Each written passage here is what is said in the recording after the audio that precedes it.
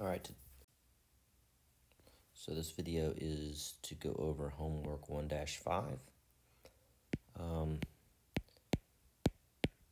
And this first type of problem I'm going to go over, these are some of my favorite questions to ask on pop quizzes.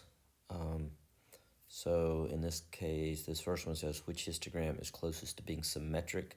When we talk about symmetric, we're talking about that bell curve, that bell-shaped curve where most of the stuff's in the middle and there's equal parts, small parts on each side. So this is a symmetric looking graph right here. It says which histogram is skewed left the most. Okay, so this is definitely something I'm going to ask you at some point. When a graph looks like this, we call this skewed left. Most of the data is down here. This is where most of your information is. But there's a few little pieces of data down here that are skewing things to the left.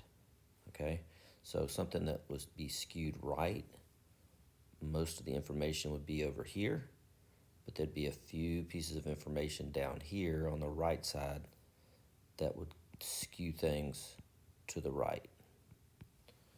So which histogram is skewed left? This C appears to be the one that's skewed left because it's information. Most of the stuff's down here, a few things down here. Let's see, a couple more. Which histogram is closest to being bell-shaped? That's the symmetric one. That would be B. Which histogram is bimodal? Okay, so mode is most. So if I'm looking at this picture, you're going to look, whenever it asks for bimodal, you're going to look for a graph where they've got a couple of big spikes. There's a mode there, and there's a mode there. So this, we'd say A is the bimodal one. Okay, but definitely some things for takeaway here. Make sure you understand skewed left and skewed right. You're gonna see that again. All right, next problem. Oops. Here we got a histogram. We just got to answer a question about it. So it says based down here when I'm reading, it says based on the histogram, find the proportion of spin rates in the sample that are less than 7,000 revolutions per minute. And then write as a decimal. Okay, so these numbers here are representative of the spin rates. I want less than 7,000. So here's 7,000. I want everything less than that. So that is 7, 11, 25, and 24. If I add those up quickly, I don't think I can. So let's see. That's 35, 25, 60, 67. And it tells me that there are 100 of these things. So 67 out of 100 are less than 7,000. 7,000 or less. So that's, if I write that as a decimal, that is 0.67. Or 67% of them are 7,000 or less. Okay. And then last problem in homework 5 that I feel like I need to go over is constructing an ogive, okay, or a cumulative relative frequency polygon. So what you're doing in each of these cases is an ogive always starts at 0. So your first plot will always be at 0. First point will always be at 0. Your last point's always going to end up at 1. So by the time I get to 50, I'm going to have looked at all 100% of the data. Now we just got to mark the ones in between here. So first thing I do is I notice that there are 3 of the 25 data points that fall in the range of between 10 and 0.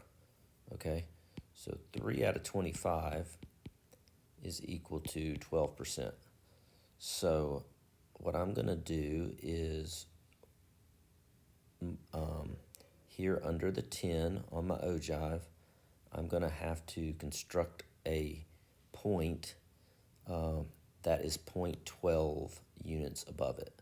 Okay, and there's a place on the Alex system where you can type in 0.12 and it'll make a little dot in the appropriate place. Okay, so if this is 0.2 right here, 0.12 is way down here somewhere. And so you type that in, it would put a dot right there at 0.12. Next thing you're going to do is go under 20. What you're going to do is you're not just going to take 4, but you're going to take 4 and 3 because you're adding up everything 20 or less. So 4 and 3 is 7.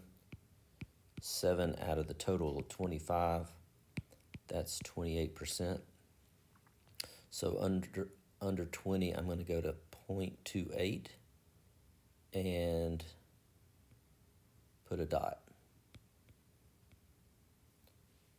All right, and then for 30, I'm going to take everything 30 or less. That's 3, 4, and 5. So that's 9, 12. It's 12 out of 25. That is 48%. So I'm going to put a dot at 0.48.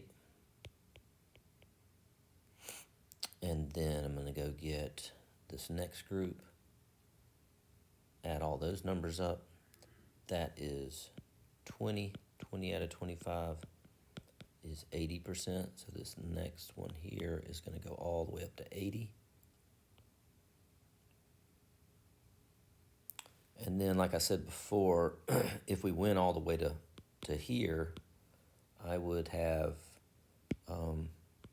taken all the data points, all 25. 25 out of 25 is just equal to that 100%. So at that point, after I do that, then I connect those dots to come up with my cumulative relative frequency polygon, or better known as an ogive in the statistics circle. Okay, well, there you go.